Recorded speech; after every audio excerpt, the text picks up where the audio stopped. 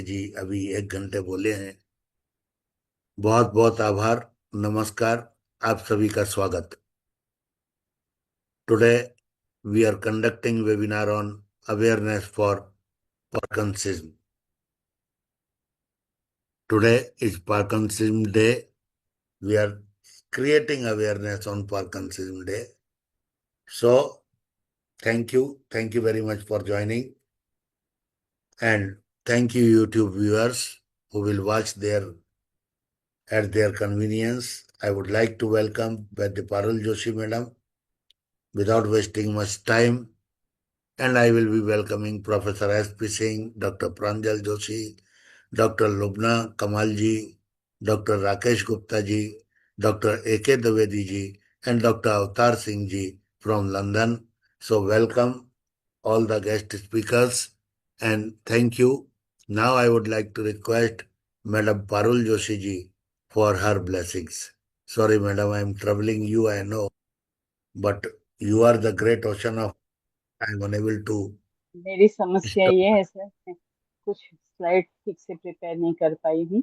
नहीं, स्लाइड की तो आप मुझे बोलती इसकी हैं वही स्लाइड है। दिमाग पे घुस जाती है वो स्लाइड, आप बोलते हैं तो। जय हो। ये जो पार्किंसोनिज्म है, इसके अंदर हम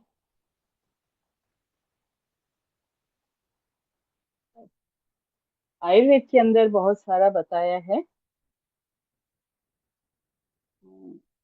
सर मुझे ज्वाइन करना है, मैं पता नहीं कैसे निकल गई हूँ। नहीं, ठीक आइए है, आइए। मुझे आइए आइए, मैं आई एम हियर मैडम। ठीक है। एक बार तो ज्वाइन यहाँ कीजिए। पे जी जी जी सर। हाँ, तो इसके अंदर जो है वो आयुर्वेदिक जो बताया है कि हम नहीं हो पा रही हूँ। I am not able to join sir. Pranjal ji नमस्कार। कहाँ हैं? नमस्ते सर जी। हरिओम हरिओम हरिओम। अरे बड़े दिनों हरिओम पर सर जी। दर्शन देते हो। वो 18 तारीख को एडल्ट ऑटेज मारा है प्रांजल जी। हाँ सर। 18 तारीख को एडल्ट ऑटेज डे। ठीक है सर। जय हो। बाकी सब 3-4 लोग लंदन से भी जुड़ेंगे उसमें, तो हो जाएगा। मैडम पारुल जोशी जी की आवाज आनी बंद हो गई क्योंकि मैं ज्वाइन नहीं हो पा रही हूँ सर। है? जी सर। तो आप तो हाँ ज्वाइन ठीक ना है। करें। नहीं, मैं तो वर्बल ज्वाइन हुई हूँ, स्लाइड पे नहीं हो पा रही हूँ। कोई बात नहीं। तो मैं नहीं, मेरे को पार्किंसन, स्लाइड यदि स्लाइड हो और भेज दें तो मैं दिखा दूंगा, चिंता मत कीजिए। नहीं नहीं सर, मुझे ज्यादा नहीं बोलना है। पार्किंसोनिज्म जो है उसके अंदर आ, उसकी शोध जो है वो पार्किंस अभी हुई है, लेकिन आयुर्वेद के अंदर जो कंपवात की बात की है वो हमें महर्षि चरक के टाइम पे मिलती है। और महर्षि चरक के टाइम पे अगर हम बात करते हैं,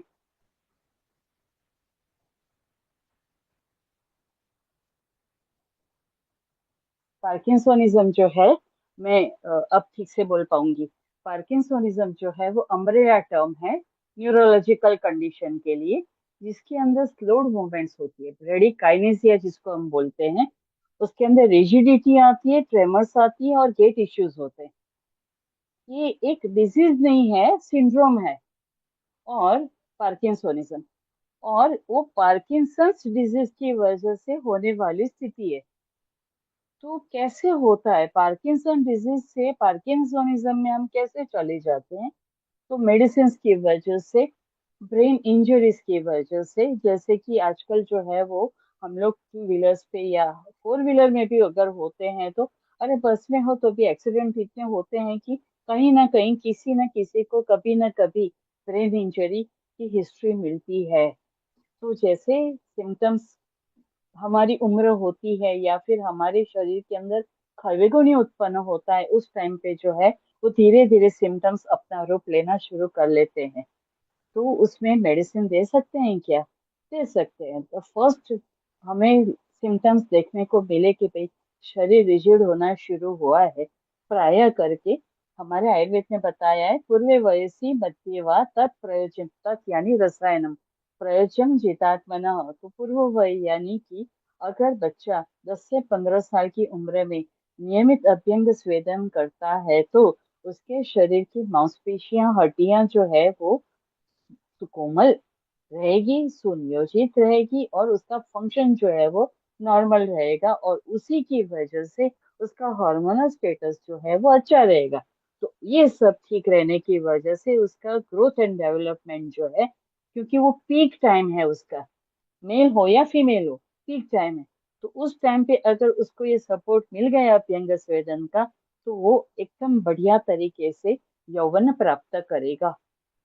वैसे ही जब हम 30 इयर्स के होते हैं, तो 30 to 35 का टाइम जो है मध्य वय का, उस टाइम पे अगर हमने पुनः रसायन का सेवन किया और वो रसायन अगर हम आजीवन करते रहे, तो हमें इस व्याधि यानी न्यूरोलॉजिकल किसी भी कंडीशन की कोई समस्या कभी नहीं रहेगी। तो उसमें हम क्या कर सकते हैं? तो घृत दुग्ध नित्याहार, घृत और दुग्ध नियमित उसका सेवन करना है। कैसे करेंगे? तो दूध को गर्म करना है, उसमें शक्कर डालना है। आई am not talking about sugar, I am talking about शक्कर। वो गट्ठा, बड़ा गट्ठा आता है, उसको पीस के हमें यूज करना पड़ता है। उसको डायबिटिक पर्सन भी यूज करेगा तो भी उसका ब्लड शुगर कभी नहीं बढ़ेगा, क्योंकि वो लघुपाकी है, मधुर रस देता है। और मधुर रस सेवन बंद नहीं करना चाहिए, वरना पार्किंसंस डिजीज होगा। एक बात यहाँ पे मैं बताना चाहूंगी कि जब हम इंटेलेक्चुअल्स हैं, तो दिमाग का काम ज्यादा करते हैं, तो उसकी वजह से क्या होता है कि हमें शुगर जो है वो ज्यादा चाहिए, माइक्रोन्यूट्रिएंट्स ज्यादा चाहिए। तो अगर आपने शुगर लेना बंद कर दिया, तो ब्रेन, खास करके जो अपने सेल्स है, न्यूरॉन्स है, उसका डैमेज बहुत जल्दी होता है और रीजनरेशन कैपेसिटी चली जाती है। इसीलिए मीठा यानी कि स्वीट खाना जरूरी है, और शक्कर जो है वो सबसे बढ़िया है। तो घृत दुग्ध नित्या, दूध जो है वो गर्म है, सुखोष्ण है, यानी वायु का शमन करता है। और आपने उसके अंदर घी डाला, तो उसकी वजह से, और घी कौन सा है? वो गाय का ही घी रहेगा। तो उसकी वजह से क्या होगा कि स्नेहन होगा, लुब्रिकेशन होगा। और हम जानते हैं कि मस्तिष्क जो है वो मज्जा से बना है, यानी कि स्नेह तत्व है, तो समान गुण वृत्ति ही रहेगी। तो ये हमें ध्यान रखना पड़ेगा कि अगर ब्रेन इंजरी हुई है, मेरे घर में मेरे बड़े बेटे को सीवियर ब्रेन इंजरी हुई थी, मुझे पता नहीं था, घर में कोई नहीं था, वो जैसे तैसे घर पे आया और सो गया। मैं जब कॉलेज से, क्योंकि मैं ही हमेशा पहले आती हूँ घर पे, तो आई तो देखा ये क्या है, why are sleeping like this. तो बोला मम्मा आज एक्सीडेंट हुआ, और बहुत बड़ा बुरा एक्सीडेंट हुआ, मैं रोड पे इस तरह रगड़ा हूँ और मुझे बहुत चक्कर आ रहे हैं। और उसी टाइम पे मैं मेनिंजाइटिस के ऊपर रिसर्च कर रही थी, तो तुरंत जो है उसको सुला दिया और उसके हेड को कवर कर लिया, जो उष्ण धारण करते हैं हम लोग, टर्बन धारण करते हैं, वही उसको करवाया मैंने।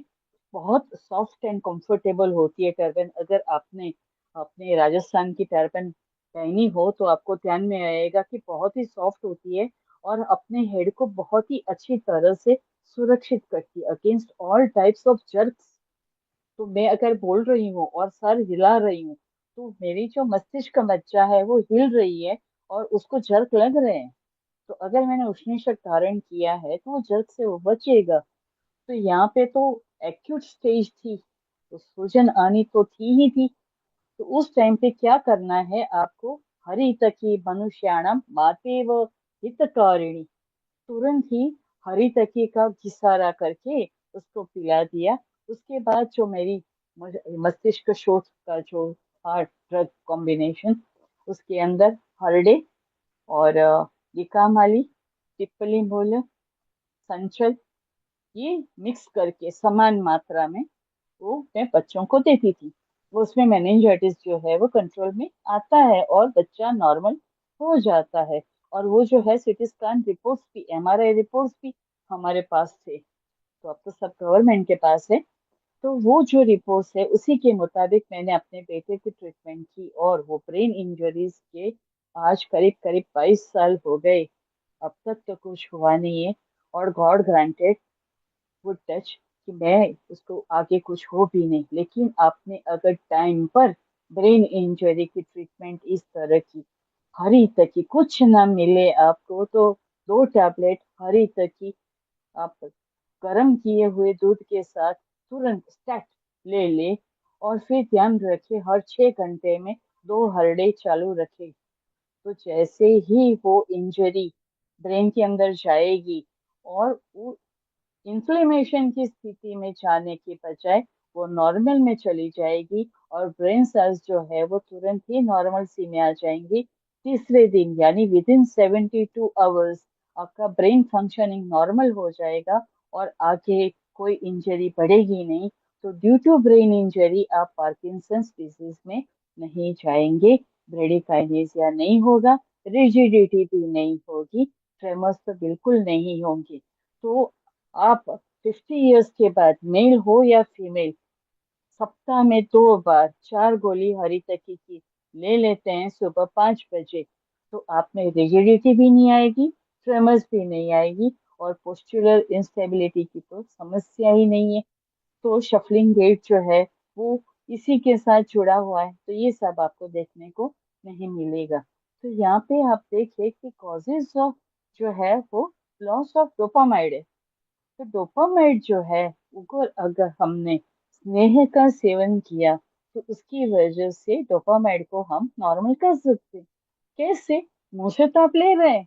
नस्य नस्यम आचरेत नित्यम स जरा श्रम वातः दृष्टि प्रसाद पुष्टि ही आयु स्वप्न सुत्वक दार्ढ्यकृत।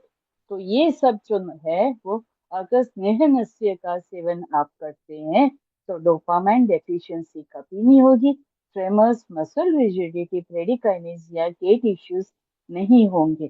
तो कंपवात अगर आप बोलते हैं, वे पथु आप बोलते हैं, तो वसवराज्यम या जो हमारे भाव प्रकाश कर है उनका, माधव निदान का, जो आप देखते हैं रेफरेंस चरक संहिता चिकित्सा स्थान 8 सूत्र 65 to 67, तो वो जो है बोलते हैं 300 BCE, तो वो अपने मुताबिक चलते हैं। पहले बोल रहे थे हड़प्पन जो है वो करीब करीब जो है 1500 साल पहले है, आज पता चल रहा है वो मोर देन 10,000 years ओल्ड है। तो ये अगर हड़प्पन, हम हमारा जो मोहनजोदारो है वो अगर 10,000+ years का है, तो महर्षि चरक उसके पहले थे। तो ये आपको ध्यान में रखना चाहिए कि जैसे जैसे साइंस एडवांस होता है, वैसे वैसे हमारे ऋषियों की तरफ जो अपना एटीट्यूड है वो बदलता है। लेकिन अगर हम रखें कि आप्ता शिस्ता विपुत्तास्ते तेषां वाक्यम असंशयम, तो ये सब समस्या जो है वो आएगी ही नहीं, और हमें परेशान करेगी नहीं। Thank you very much Pawan साहब for giving me chance to speak from your prestigious platform. Any good night.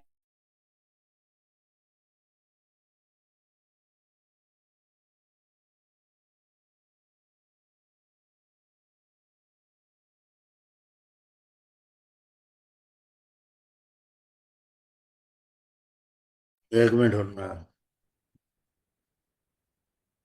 Thank you madam, thank you very much. मैं अब डॉक्टर प्रांजल जोशी को सादर आमंत्रित करता हूँ। राकेश जी नमस्कार, स्वागतम। Doctor Pranjal Joshi, welcome.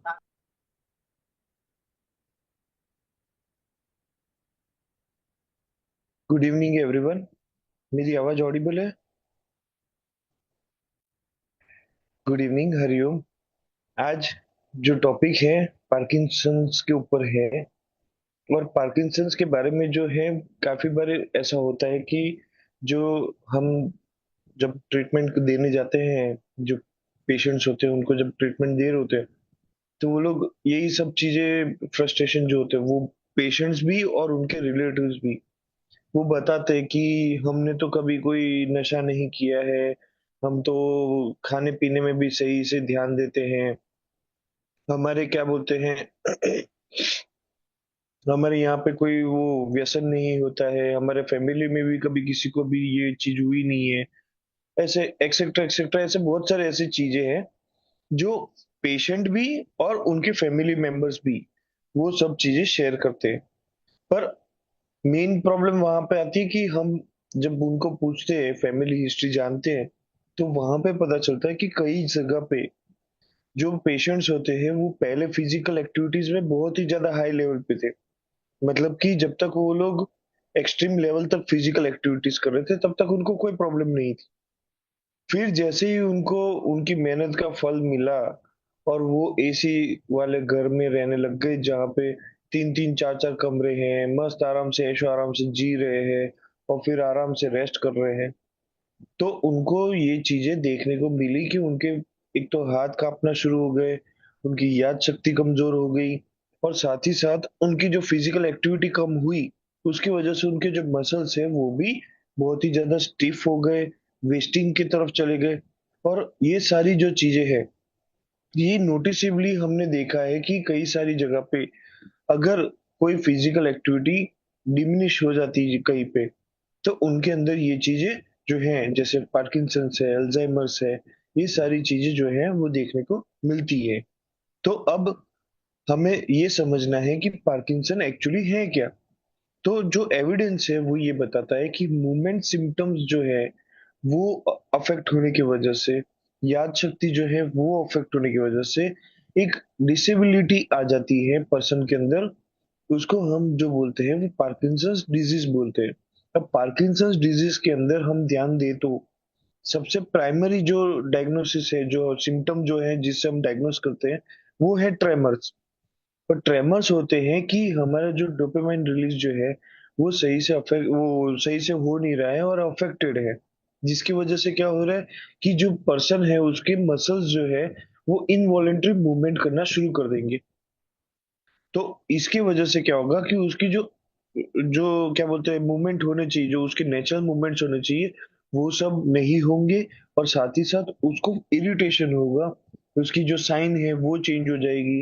वो जो अगर कुछ खा रहा है या कुछ चीज उठा रहा है तो उसमें उसको दिक्कत आएगी। चाय पानी या कोई भी लिक्विड उसको पीने की इच्छा है तो वो पीने में उसको दिक्कत आएगी। तो ये सारी जो चीजें हैं, इसकी वजह से जो पेशेंट होता है वो वैसे ही फ्रस्ट्रेटेड होता है। साथ ही साथ उसकी याद शक्ति पे भी ये चीज का असर होता है। अब आ जाते हैं हम उनके वॉकिंग के ऊपर, जो उनका गेट पैटर्न होता है वो। तो गेट पैटर्न के अंदर क्या होता है कि पहले तो नॉर्मल स्टेप्स तो आएंगे ही, पर उसके बाद एकदम से सडनली उनके जो स्टेप्स है वो फास्ट हो जाएंगे और फिर एकदम फ्रीजिंग स्टेज आ जाएगा, जिसके अंदर जो पेशेंट होता है उसको ऐसा फील होता है कि ना वो आगे बढ़ पा रहा है, ना वो वहीं पे खड़ा रह पा रहा है। और इतनी हद तक कि अगर सीवियर स्टेज में जाते हैं तो वो वहीं पे खड़ा ही रहेगा स्क्वाटिंग पोजीशन के अंदर। तो उसको कंफ्यूजन होगा कि ना वो बैठे या खड़ा रहे या चले या पीछे जाए या क्या करे। वो उसको कंफ्यूज कर देगा, जिसके वजह से क्या होगा कि उसके मसल्स जो है वो सारे के सारे स्टिफ हो जाएंगे। अब ये सारी जो चीजें हैं वो तो हमें इंडिकेट करते हैं कि भाई इसके अंदर पार्किंसंस का प्रॉब्लम है। कई केसेस के अंदर ऐसा होता है कि पार्किंसंस जो है वो प्योर डिटेक्ट नहीं होता है। ना तो उसका गेट अफेक्टेड रहता है, ना उसको ट्रेमर्स आते हैं, ना उसकी मेमोरी पावर लॉस होती है, जिसको हम पार्किंसंस प्लस डिजीज बोलते हैं। इसके अंदर क्या होता है कि जो पेशेंट होता है उसकी जो क्या बोलते हैं मसल पावर जो है वो अफेक्ट होती है।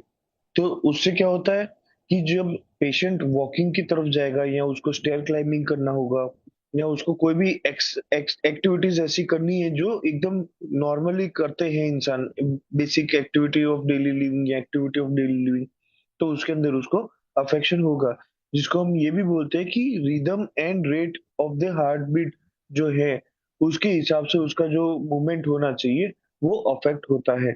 अब जब पार्किंसन प्लस की अगर हम बात करते हैं, तो जब वो कुछ भी एक्टिविटी करेगा तो उसका हार्ट रेट जो है वो एक्सट्रीमली हाई हो जाएगा। उसको क्या बोलते हैं, जो भी अगर कोई भी ऐसी एक्टिविटी करनी है जहां पे उसको ध्यान देके करने का है तो वो एक्टिविटी वो कर नहीं पाएगा। दूसरा, उसकी क्या बोलते हैं जो डाइजेस्टिव सिस्टम है वो भी अफेक्ट होगी। पार्किंसन के अंदर भी ये चीज देखी गई है और पार्किंसन प्लस के अंदर भी ये चीज देखी गई है कि जो पेशेंट होते हैं उनके डाइजेशन जो है वो अफेक्ट हो जाते हैं, जिसकी वजह से क्या होता है कि उनको जो फूड जो उनको चाहिए, जो उनका न्यूट्रिशन सोर्स है, वो जो है वो अफेक्ट होता है, जिसकी वजह से उनका जो प्रॉपर मसल जो ग्रो होना चाहिए एक्सरसाइज के बाद में, वो प्रॉपर ग्रो नहीं हो पाता है।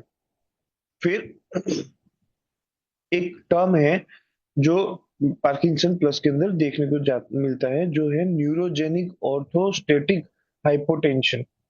ये क्या है कि एकदम से अचानक ही, जैसे मान लो कि जो पेशेंट है वो नॉर्मली बैठा है, उसको कुछ काम नहीं करना है, वो आराम से खाना पीना सब करके बैठा है, पर अचानक ही उसका क्या होगा, जो उसके ब्लड प्रेशर जो है वो एकदम से ड्रॉप हो जाएगा। जैसे ही वो पेशेंट जो है वो बैठ के जैसे ही खड़ा होगा, उसका ब्लड प्रेशर एकदम से ड्रॉप हो जाएगा। तो ये सारी जो चीजें हैं वो भी अफेक्ट करती है।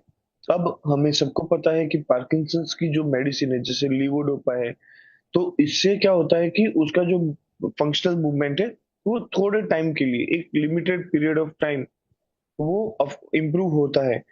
पर प्रॉब्लम ये है कि हमारी बॉडी की एक फैक्टर है जो उसको पॉजिटिव भी लेता है, नेगेटिव भी लेता है।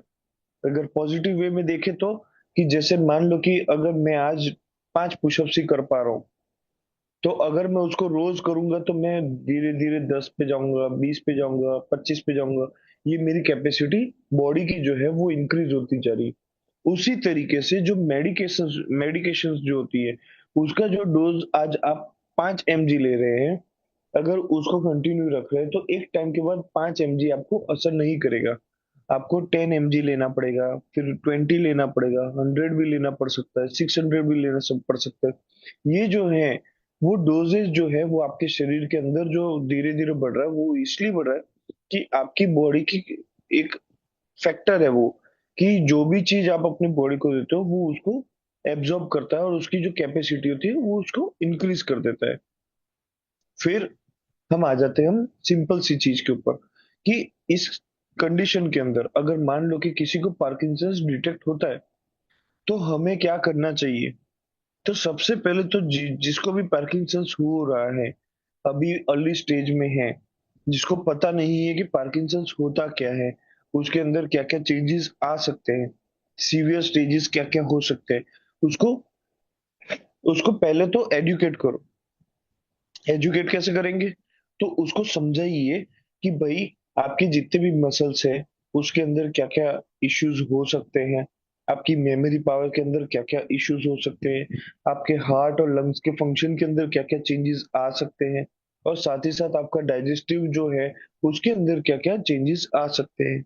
ये सारी चीजें बताने से उसको पहले से ही प्रिपरेशन होगा। फिर दूसरा पॉइंट, तो दूसरे पॉइंट के अंदर हम क्या करेंगे, उनको सबसे पहले एकदम सिंपल सी चीज करनी है अपने को, उनको जो है ब्रीदिंग एक्टिविटीज जो है वो इम्प्रूव करवानी है। ब्रीदिंग एक्टिविटीज इम्प्रूव क्यों करवानी है, ताकि प्रॉपर ब्लड फ्लो जो है वो ब्रेन से लेके लेग्स तक कंटिन्यूअस ब्लड फ्लो जो है, ऑक्सीजनेटेड ब्लड जो है, वो प्रेशर जो है वो फ्लो जो है वो प्रॉपर हो। फिर दूसरा, एक बार हमने ब्रीदिंग एक्सरसाइज स्टार्ट की, तो उनकी मोबिलिटी एक्सरसाइजेज स्टार्ट करानी है, पर स्लो पेस पे। जैसे कि नेक रोटेशन हो गया, आईबॉल रोटेशन हो गया, फिर शोल्डर रोटेशन हो गया, एल्बो इन फ्लेक्शन एक्सटेंशन हो गया, रिस्ट रोटेशन हो गया, फिंगर ग्रिपिंग मूवमेंट्स हो गई, फिंगर ऑपोजिशन ऑपोजिट जो है थम्स, वो सारी मूवमेंट्स करवा दी। इन सब से क्या होता है कि उसके जो मसल्स जो है वो आगे चल के इतने भी स्टिफ नहीं होंगे जितने उसको जिस स्टेज पे होने चाहिए थे।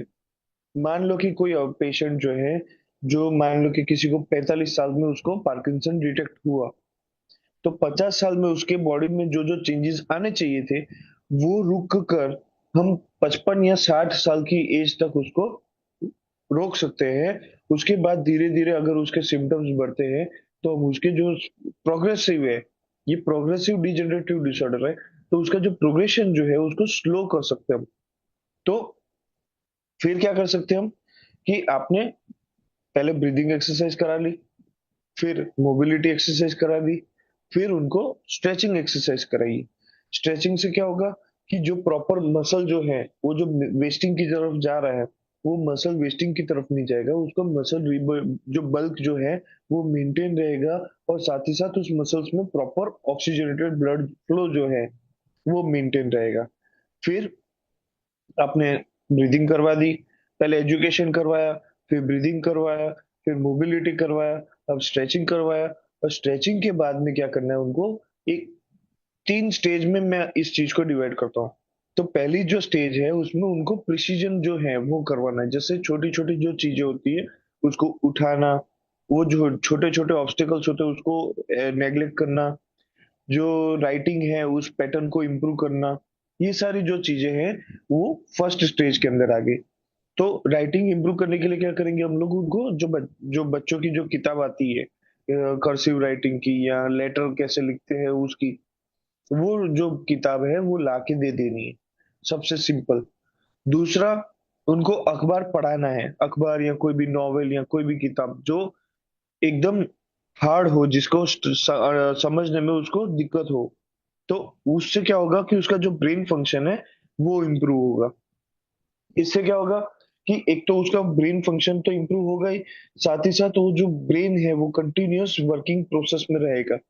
फिर कुछ पजल्स दे दो, रिडल्स दे दो, जिसको वो सॉल्व करते रहे, जैसे कि सुडोकू हो गया, क्रॉसवर्ड्स हो गया, चेस खिला दी, कैरम खिला दिया। ये सारी जो गेम्स है वो रिक्रिएशनल है, पर इसका इफेक्ट डायरेक्ट उसके ब्रेन पे पड़ता है।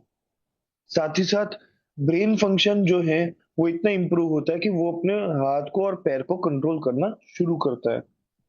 फिर ये तो हो गया फर्स्ट स्टेज, जिसके अंदर आपने छोटी छोटी एक्टिविटीज जो है वो उसको दे दी।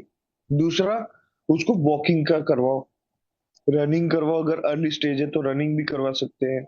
ध्यान देना है कि यहाँ पे कोई दूसरी कोमोर्बिडिटीज ना हो, जैसे कि हार्ट रिलेटेड कोई कंडीशन ना हो, कोई ऑर्गन रिलेटेड फंक्शन ना हो, उसके घुटने या बोन या मसल्स में कोई चेंजेस ना हो।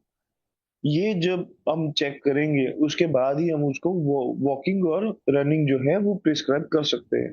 अगर घुटना ही काम नहीं कर रहा है तो हम उनको प्रोलॉन्ग वॉकिंग या रनिंग जो है वो नहीं प्रिस्क्राइब कर सकते हैं। साथ ही साथ पार्किंसंस के अंदर हमने देखा है कि लो बैक पेन और सर्वाइकल पेन जो है वो बहुत ही कॉमन है।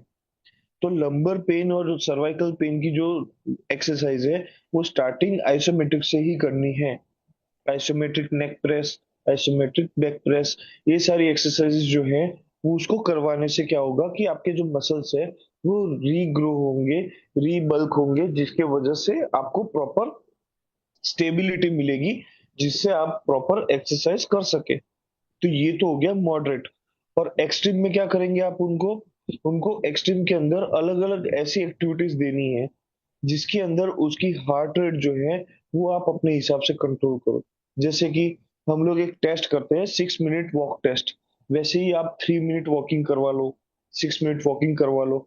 और वॉकिंग के बाद आपको उनका जो हार्ट रेट है वो नोट करना है, वॉकिंग से पहले, ड्यूरिंग वॉकिंग और वॉकिंग के बाद।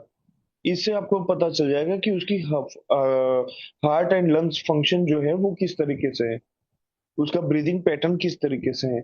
और स्टेथोस्कोप से आपको ये भी पता चल जाएगा कि कहीं पे लंग्स में कहीं पे ब्लॉकेज है कि नहीं है, दूसरी लंग रिलेटेड कोमोर्बिडिटीज है कि नहीं है।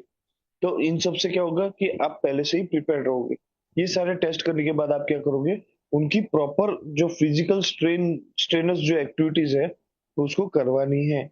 ये सारी जो चीजें हैं, ये सब चीजें करवाने से क्या होगा कि पार्किंसन जो चीज है, जो अर्ली स्टेज में आ जाना चाहिए था, वो अर्ली स्टेज में ना आके लेटर स्टेज में आएगा, जिसकी वजह से उसकी जो फंक्शनल हेल्थ जो है, उसका जो मूवमेंट जो है, वो मूवमेंट पैटर्न जो है वो भी इम्प्रूव होगा। उसको जो इरिटेशन, फ्रस्ट्रेशन, एग्रेसिवनेस जो है उसको जो आ रहा है वो कम होगा। उसके डिप्रेशन, एंजाइटी पे हम काम कर सकते हैं, उसके कॉग्निटिव फंक्शन के ऊपर हम काम कर सकते हैं।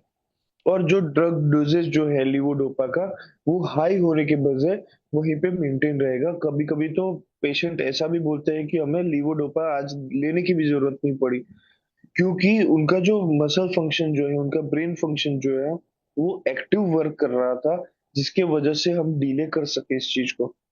ये सारी जो चीजें हैं हमें ध्यान में लेकर हर घर तक ये बात पहुंचानी है, जिससे अगर किसी फैमिली में कोई इंसान जो है वो पार्किंसन से अफेक्ट होता है, हम सब जानते हैं कि ये इडियोपैथिक कंडीशन, पर इसके को रिलेटेड कंडीशंस बहुत सारे हैं, जैसे कि अल्कोहल हो गया, स्मोकिंग हो गया, ड्रग्स हो गया, फिर एक्टिविटी ना करना हो गया, ब्रेन फंक्शन जो है वो कम हो गया। इन सब के वजह से क्या होता है कि पार्किंसन होने के चांसेस जो है वो होते हैं। तो हम क्या कर सकते हैं, इसकी जो कॉजेज जो है, सब कॉजेज जो है, इन सबको हम कंट्रोल कर सकते हैं, अवॉइड कर सकते हैं, और ताकि जिससे क्या हो कि जो पेशेंट जो है उसकी जो लाइफ है, लाइफस्टाइल जो है, क्वालिटी ऑफ लाइफ जो है वो इम्प्रूव हो, और साथ ही साथ वो अपना जो फंक्शन है वो कर सके, और उसका जो जीवन है वो हेल्दीली गुजरे। इतना कहकर मैं मेरी वाणी को यही विराम देता हूँ। धन्यवाद डॉक्टर पावन शर्मा सर, आपने मेरे को इस मंच पे बोलने का अवसर दिया। धन्यवाद। शुभ रात्रि। Thank you doctor Pranjal, thank you very much. बहुत अच्छा बोलते हो। अब प्रेजेंटेशन तुम्हारा होता है साथ में तो और आनंद आ जाते हैं। आज थोड़े से कम रह गए आनंद, लेकिन बहुत अच्छा बोलते हो श्योर बेटा, sir, God next time bless. ध्यान रखता हूँ। ठीक। मैं अब डॉक्टर राकेश गुप्ता जी को सादर आमंत्रित करता हूँ। राकेश जी भी बड़े अच्छे वक्ता हैं। राकेश जी, एक तमन्ना रह गई कल समय के कारण कि मैं आपका एक वो पूरा लेक्चर सुनना चाहता हूँ। बहुत सुंदर लेक्चर था, मतलब होम्योपैथी के फंडे क्लियर हो रहे थे उसमें पूरे, इंक्लूडिंग एनिमन साहब।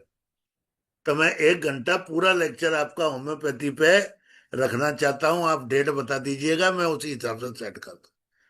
तो I would like to welcome doctor Rakesh Gupta ji. Please unmute.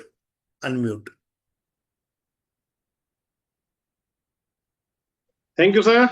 जय हो। और सभी को हमारा सादर प्रणाम। तो सारे सीनियर सब बोल चुके होंगे पार्किंसंस के बारे में कि भाई ट्रीमर्स है, ब्रेडिकाइनेसिया है, रिजिडिटी है, पोस्चरल इंस्टेबिलिटी है।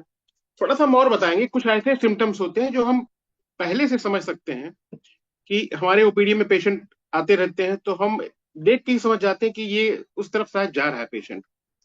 जैसे एक होता है माइक्रोग्राफिया, मतलब सिग्नेचर करेगा, लिखेगा तो बहुत छोटे में, बहुत कम में, और डिफिकल्टी होगी उसको लिखने में। ये एक अर्ली साइन ये सब है। फेस मास्क फेस रहेगा, मतलब कोई एक्सप्रेशन नहीं रहेगा, लगेगा कि बिल्कुल एक्सप्रेशनलेस फेस है। और कभी कभी स्टेयरिंग लगती है कि हाँ ये बस एक जगह घूरी रहे हैं। तो ये थोड़ा सा पहले से इसको हम समझ सकते हैं। और स्पीच उनकी कुछ चेंजेस नजर आती है, जैसे सॉफ्ट होगी, मोनोटोनस होगी, हाँ या ना में जवाब देंगे, या हेजिटेट करेंगे बोलने में ज्यादा, बस काम चल जाए ठीक है। गेट में थोड़ा चेंजेस होने लगती है, चलने वगैरह में तो ठीक ही है। एक बहुत खास है जो अर्ली साइन है, इनोस्मिया, लॉस ऑफ स्मेल किसी अगर आने लगे हमको एडल्ट्स में, तो ये थोड़ा हमारे कान खड़े होने चाहिए, हाँ कुछ है तो नहीं। तो इस तरह से हम थोड़ा समझ सकते हैं इसको। और अब हम आते हैं होम्योपैथी पे, कि होम्योपैथी हमारा बहुत अच्छी अच्छी दवाइयां हैं सर, कि जो हम इसको कंट्रोल कर सकते हैं, अच्छे से मैनेज कर सकते हैं। मेरे पास भी काफी पेशेंट्स हैं। तो ठीक तो कोई नहीं हुए। एक मेजर साहब है, उनको तो बहुत अच्छा, मतलब उनको 90% करीब वो फिट है। बाकी इतने बढ़िया कंट्रोल है कि अपनी सारी दिनचर्या, सारा कामकाज सब कुछ अच्छे से करते हैं सब, और कोई तकलीफ नहीं होती है। तो हम कुछ अभी, जैसे क्या है कि डोपामीन लेवल कम होता है तो ये हमको समस्याएं होती हैं, लेकिन इसके साथ ही हमको ऐसी दवा का चुनाव करना है जो बेसल गैंग्लिया और न्यूरो पे काम कर सके, क्योंकि वहां से मेन हमारा ये है, उसको जो है हम इम्प्रूव करेंगे। तो कुछ दवाइयां जैसे हैं argentum nitricum, causticum, gelsemium, plumbum metallicum, zincum met, lolium, agaricus, cocculus, lathyrus और रस्टास ब्रोनिया। तो ये वहां पे काम करते हैं। और हमको जब पेशेंट की हम केस टेकिंग करते हैं तो इंडिविजुअलाइजेशन करते हैं, बिल्कुल पूरी हिस्ट्री लेके सब कुछ बहुत पूछना पड़ता है। होम्योपैथिक केस टेकिंग बड़ी लंबी होती है। और फिर उसको हम उसके पूरा साइन सिम्टम पूरा हेड टू टो निकाल के बीमारी से एक किनारे रखे कि ठीक है पार्किंसन को डायग्नोस हुआ, कोई बात नहीं, अभी क्या है प्रेजेंट परसिस्टेंट प्रोमिनेंट सिम्टम क्या है। हम थोड़ा शार्ट में बताना चाहेंगे इन दवाइयों के बारे में कि कैसे हम चुनाव करें। जैसे एर्जेंटम नाइट्रिकम अगर हम चुनाव करते हैं तो पेशेंट में हमको देखते हैं कि इम्पल्सिव होगा, एप्रीहेंशन पेशेंट के अंदर होगा, बहुत ज्यादा एंजाइटी वाला होगा और बहुत जल्दी एक्साइटेड वाला होगा, इस तरह से अगर नेचर है तो हम इस तरफ सोच सकते हैं। कास्टिकम में क्या होती है कि डलनेस, बिजीनेस, ड्राउसीनेस, ऐसा पेशेंट के सिम्टम रहेंगे। और एक खास चीज होती है कि इसके टेंडन्स में बड़ी स्टिफनेस होती है, सारे टेंडन्स में, पूरे शरीर में हो सकती है। और अभी आगे फिर प्लम्बम मेटालिकम जो दवाई है, अगर मसल वेस्टिंग, ये डॉक्टर साहब बता रहे थे कि इसका बड़ा बढ़िया साइन है, मसल वेस्टिंग भी होती है। अगर हमको मसल वेस्टिंग दिख गया, चाहे एक जगह या मल्टीपल जगह, तो प्लम्बम मेटालिकम रामबाण दवाई है। और मैंने इससे ठीक किया था 10 पावर में देके, 10 पावर में बस सिंगल डोज देके छोड़ दो, आप देखिए मसल वेस्टिंग कैसे रिवर्स होती है।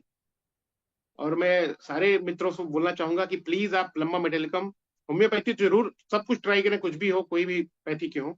प्लम्बम मेटालिकम मसल वेस्टेज किसी भी कारण से हो रहा हो तो आप प्लम्बम मेटालिकम जरूर याद रखे रहें। 10 पावर की एक खुराक, जरूरत पड़े तो फिर 1-2 महीने बाद आप रिपीट कर लें ऑन डोज, 2-3 खुराक दे सकते हैं। लेकिन ये बिल्कुल रामबाण काम करता है, मसल वेस्टेज अगर पेशेंट को मिल गया।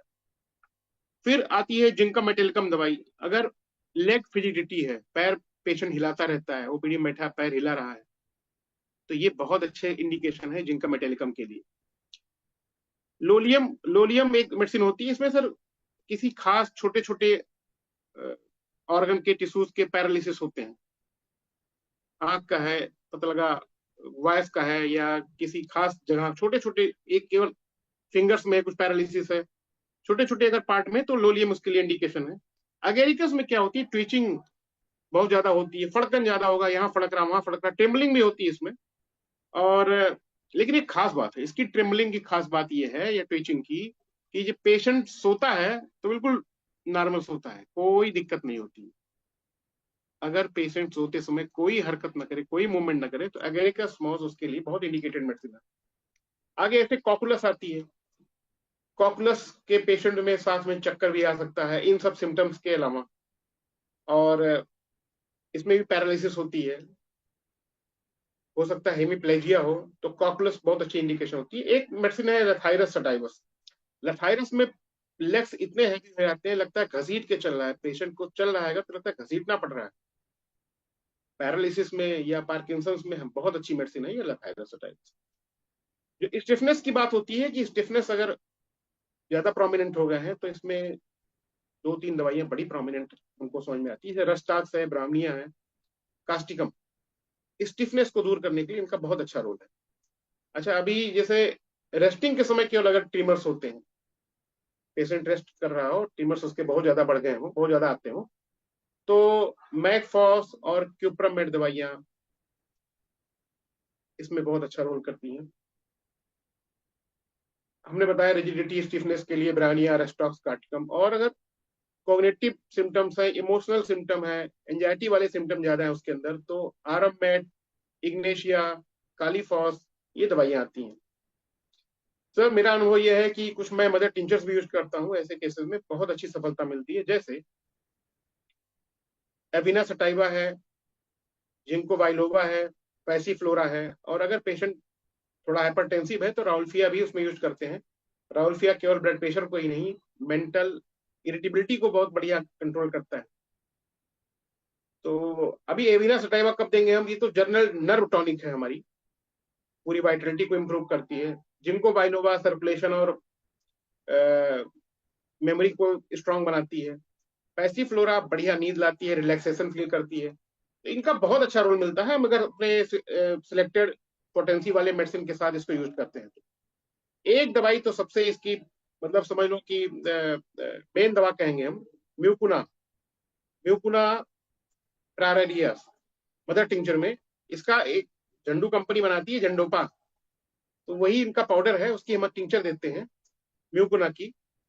तो ये 4 टिंचर तो हम जरूर देते हैं, आपस में मिला के देते हैं कि मरीज को तकलीफ ना हो। उसमें एविना सटाइवा, जिंको बाइलोवा, पैसीफ्लोरा और म्यूकुना। और इसको 20-20 बूंद सुबह दोपहर शाम, या 4 बार कभी कभी देते हैं, या 2 बार, जैसी कंडीशन हो। और राउल्फिया तब देते हैं अगर हाइपरटेंशन साथ में है तो, नहीं तो नहीं देते। कुछ इसमें बायोकेमिक मेडिसिन यूज करते हैं, कालीफास और मैकफॉस बहुत अच्छा रोल है, ये नर्व टॉनिक है।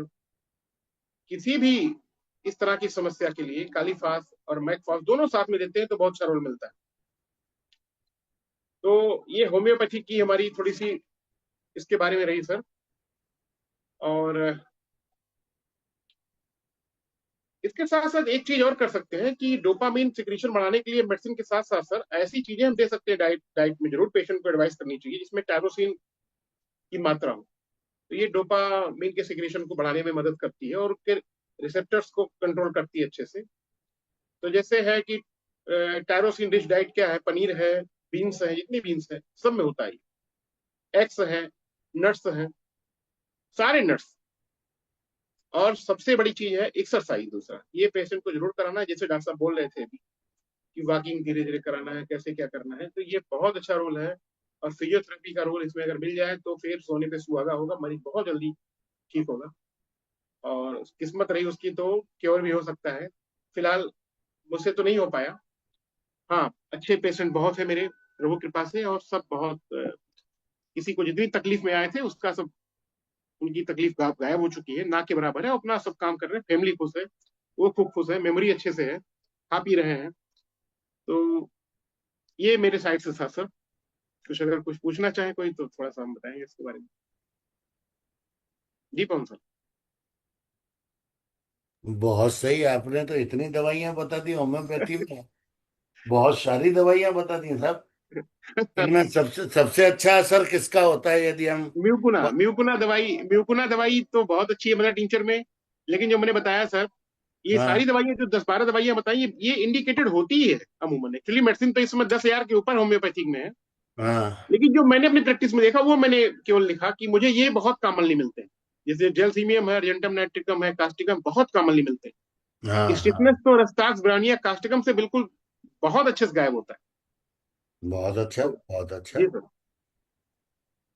ऐसा आप मतलब ये एक्यूट स्टेज में ज्यादा काम करते हैं कि सर क्रोनिक स्टेज में ज्यादा काम दोनों करते दोनों दोनों कंडीशन में हम पोटेंसी डिसाइड करेंगे हैं? कैसे करना है और डोजेस देंगे, लेकिन दोनों में काम करती है किसी भी कंडीशन में हो। सर मेरे पास तो काफी केसेस बहुत पुराने हैं जो बिल्कुल झेल के, अब उनको बहुत बुरी स्थिति थी और वहां से भी इम्प्रूव हुआ। अच्छा, मैं शुरू में इसमें सर हम्म, झंडू कंपनी का झंडोपा आता था, आता है ना, आता अभी है अभी भी भी, आता है। मैं उसको देता था पेशेंट को। तो मुझे मालूम नहीं था कि हमारी कंपनियां बनाती है मुकुना का मदर टिंचर।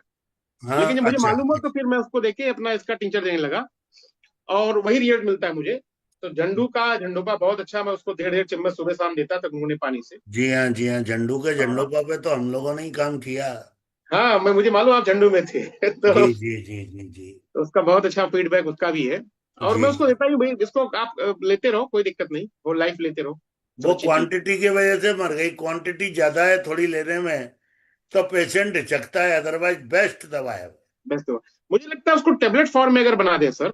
वो क्वांटिटी कम जाती है जी, मेरा आयुर्वेद इसीलिए मर गया, सॉरी, मतलब समझ रहे मूर्छु है कि 5 ग्राम चूर्ण की डोज होती है हमारे यहाँ, जी। उसको हम 500 mg में चाहते हैं असर आ जाए। ओ गड़बड़ हाँ है। कुछ, बिल्कुल बिल्कुल बिल्कुल बिल्कुल समझ रहे हैं। चूर्ण की डोज कम से कम हमारे यहाँ 5 ग्राम है, हाँ, और यदि 500 mg की भी गोली बनाओगे आप तो 10 गोली आएंगी। 10 गोली 10 गोली। हाँ, तो आदमी हम्म, खाएगा नहीं, वो कहता है सही साहब बात इतनी कितनी गोली खाऊंगा, तो वो चूर्ण एक्चुअली साउथ वालों की प्रैक्टिस हमसे अच्छी, क्योंकि वो कसाई ज्यादा यूज करते हैं, काढ़ा। है। जी जी जी, कसाय के यूज करते हैं हाँ, आप। जिसमें 20% कम से कम टोटल डिजॉल्व सॉलिड होते हैं, एक्टिव हम्म, प्रिंसिपल होते हैं, तो वो क्वांटिटी ज्यादा पहुंचती है। अच्छा अच्छा। हाँ, हमेशा आप याद रखिए, ये जो सो कॉल्ड गोलीज आ गई है, तब से जी आयुर्वेद का सत्यानाश हो गया। हाँ, सही गोली कहा, वो गोली, एलोपैथी को हाँ एलोपैथी के नहीं, चक्कर में टेबलेट्स लॉन्च कर दिए। अच्छा, हाँ, मैं अपना टिंचर ये सर मैक्यूना वाला मैं 20 ड्रॉप टीडीएस या क्यूआईडी देता हूँ। बहुत तो अच्छा इसी में करते हैं। मुझे अच्छा रिजल्ट मिलता है, बहुत अच्छा मिलता है सर। बहुत अच्छा बोले आप। Thank you Rakesh ji. Welcome और सर। जुड़ते रहिएगा। मैं फिर जरूर जरूर। 18 को आपकी प्रतीक्षा करूंगा यदि संभव हो तो। Adult okay. ऑटिज्म पे है। एडल्ट ऑटिज्म ठीक है सर, लिख लेते हैं। हाँ, मतलब बिल्कुल अलग अलग क्लिनिकल सब्जेक्ट पे तो मैं जी जी आपको बिल्कुल, जो समझ लीजिए, आप बड़े प्यारे प्यारे वक्ता हैं आप। अरे कहाँ नहीं थे सर इतने दिनों से, ये नहीं समझ में आया। मैं लिसनर था, मैं चुपचाप सुनता रहता सर। बहुत अच्छे अच्छे आप लाते हैं और बहुत कुछ सीखा मैंने आप सबसे, बहुत कुछ सीखा सर। और हम अब भी बस आपसे सीखते सीखेंगे आप। रहेंगे। Thank you Rakesh ji. Welcome मैं सर। अब डॉक्टर सीपी शर्मा सर को सादर आमंत्रित करता हूँ डॉक्टर सीपी शर्मा सर।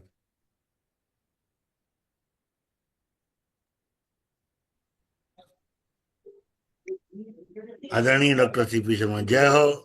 आदरणीय सर संदीप सर भैया, प्रणाम सर, सर्वेभ्यो नमो नमः। सभी नमो नमः। विद्वानों को बहुत बहुत आज, चाहे मैडम, हमारी मैडम पारुल जी हों, उनके चिरंजीव रहे हों, अभी डॉक्टर गुप्ता से अच्छी प्रस्तुतियां दी, और एक क्लिनिकल प्रस्तुतियां दी। मतलब जब हम प्रैक्टिस करते हैं तो जिन जिन अवस्थाओं से हम गुजरते हैं, वहाँ पेशेंट को कहाँ कहाँ हमको, तो उस स्थिति में एक्चुअल में है क्या सर, हमारा आयुर्वेद के अनुसार तो कई डिवीजन किए जा सकते हैं किसी व्याधि के। चाहे वो दोष को ले लें, चाहे दुष्ट को ले लें, चाहे अग्नि को ले लें, चाहे हम उसकी, जहाँ एक कंपवात, आयुर्वेद ने तो एक ही शब्द जो दिया है इसके साथ, कंपवात।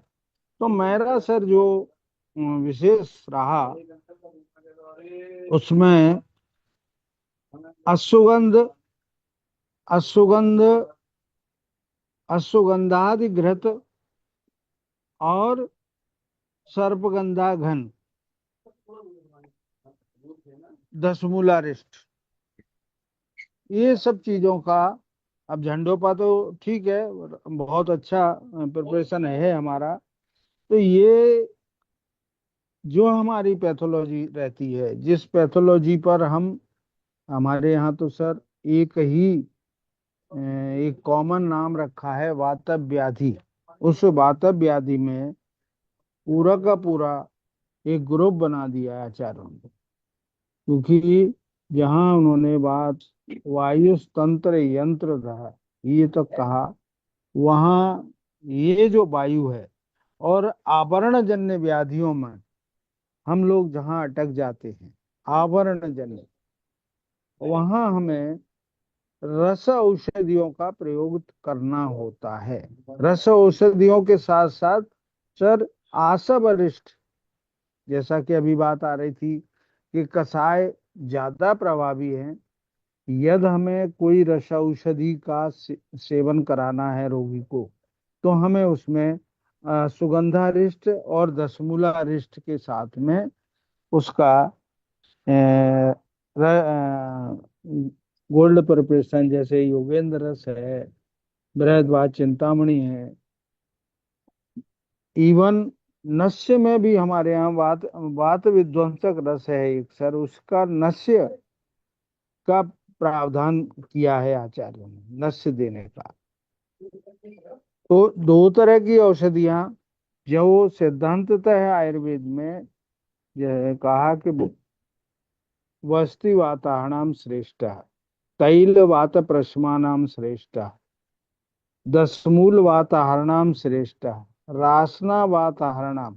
तो जहां हमारे एकल औषधियों को आचार्यों ने व्याधि विशेष अनुसार चिन्हित किया है, वहां पर हमें आयुर्वेद की कंपवात या इस रोग में दशमूल, दशमूल घनवटी, दशमूल आरिष्ट, अश्वगंधारिष्ट, अश्वगंधा घृत, इन सब चीजों का हम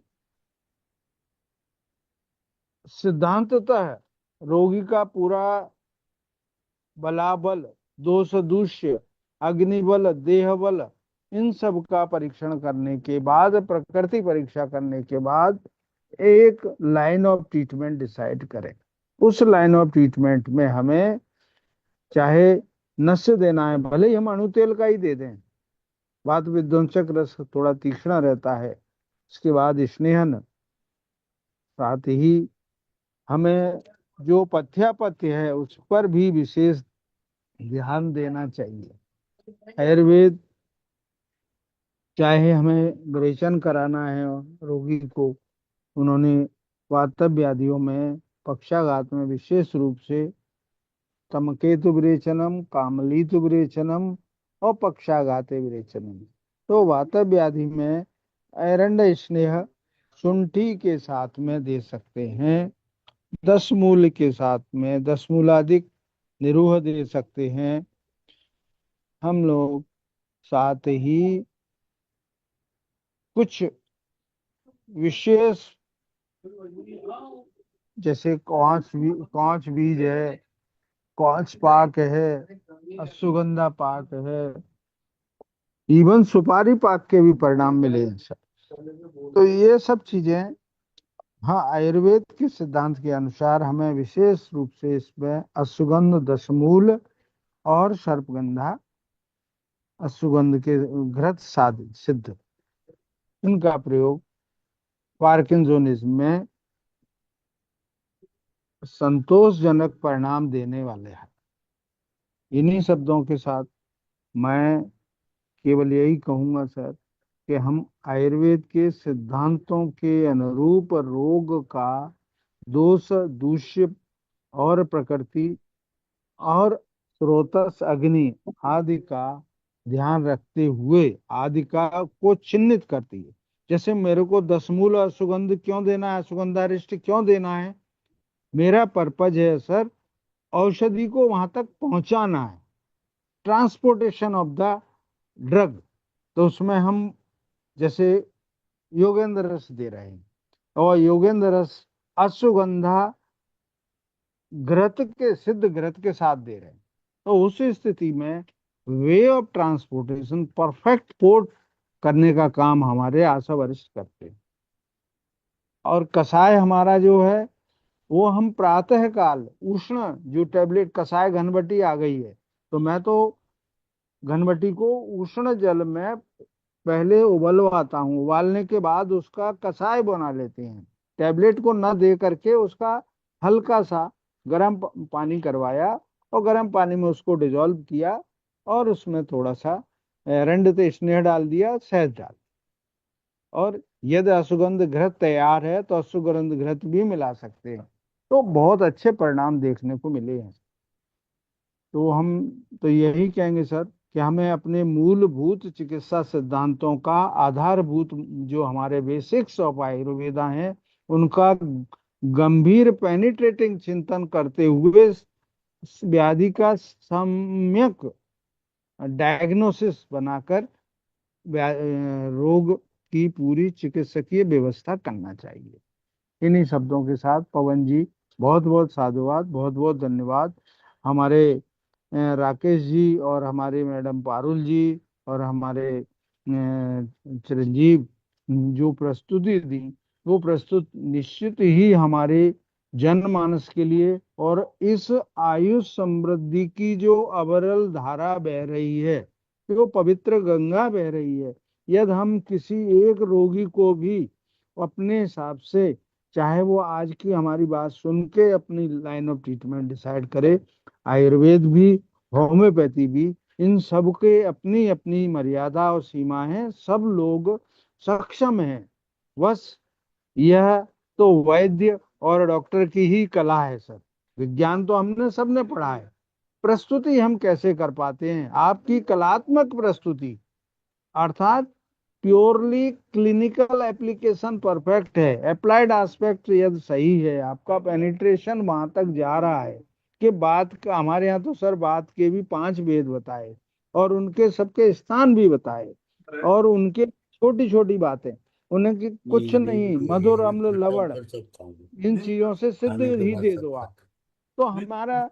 पर्पज केवल और केवल उस बात का समन करते हुए वहां पर प्रकृति स्थापन करना सिर्फ है। आधा घंटा बाद खाना इन्हीं खाता शब्दों के साथ पवन जी, धन्यवाद, बहुत बहुत धन्यवाद। ओवर टू पवन शर्मा साहब। हूँ। बहुत नमस्कार। बहुत आभार सर, बहुत बहुत आभार। आप लोग प्रैक्टिकली जितना अच्छा बोलते हैं वो मेरे हिसाब से सभी के काम के लिए अच्छा है। राकेश जी भी आज पूरी होम्योपैथी की हाइलाइट्स बताए। जय हो राकेश जी आपकी। और वाह शर्मा सर, जय हो। हमारे साथ डॉक्टर मोदिता और प्रियंका जी हैं। आप कुछ बोलना चाहेंगे पार्किंसनिज्म पर? I would like to invite you humbly, Mudita ji, Priyanka ji.